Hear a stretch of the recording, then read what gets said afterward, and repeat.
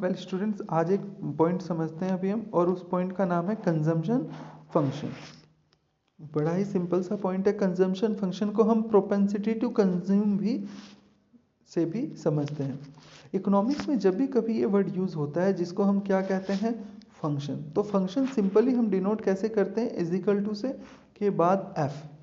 ठीक है, कोई भी हमारे पास दो डिफरेंट वेरिएबल्स होंगे, let's suppose X and Y.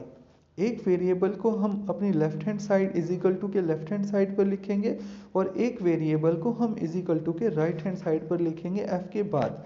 तो जब भी कभी हम ऐसा लिखते हैं, इसका मतलब ये है कि एक्स और वाई के बीच में क्या फंक्शनल रिलेशन है, इस चीज़ को हम बताना चाह रहे हैं।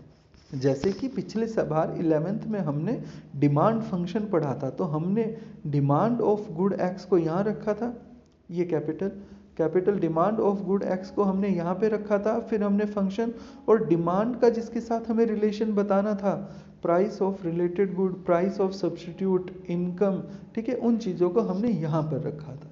तो इस बार भी जब हम बात करते हैं फंक्शन की, तो फंक्शन में हम किसी चीज़ का रिलेशन बताएंगे।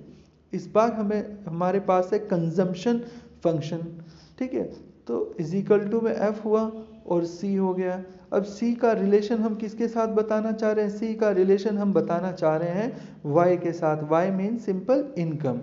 तो कंजम्पशन का क्या रिलेशन है इनकम के साथ, ठीक है, इसको हम पढ़ते हैं कंजम्पशन फंक्शन के अंदर। The functional relationship between consumption and income is known as consumption function. इसको हम एक और बात से समझ सकते हैं कि इनकम का कितना पोर्शन हम कंजम्पशन पर खर्च कर रहे हैं। ठीक है, तो सिंपल है, अगर हमारी इनकम ये होगी तो हमारा कंजम्पशन ये होगा। हमने पुराना ही एग्जाम्पल लिया है। इसका फॉर्मूला, इसका जो ये फॉर्मूला है, इसका जो हम इक्वेशन में इसे डिनोट करते हैं वो है C is equal to F Y.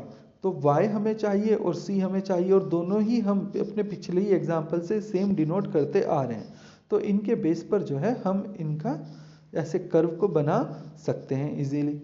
अच्छा, अब अगर हम बात करें इनके रिलेशनशिप की, तो रिलेशनशिप हम ये बता सकते हैं कि स्टार्टिंग में कंजम्पशन एक्सपेंडिचर ज़्यादा होता है इनकम से, इनकम ज़ीरो होती है।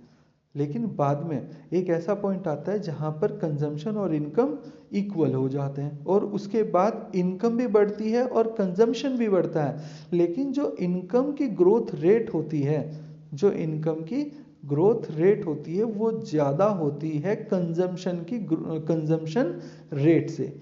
यानी कि after the point of equilibrium the growth rate of income is higher than the consumption. यही था हमारा आज का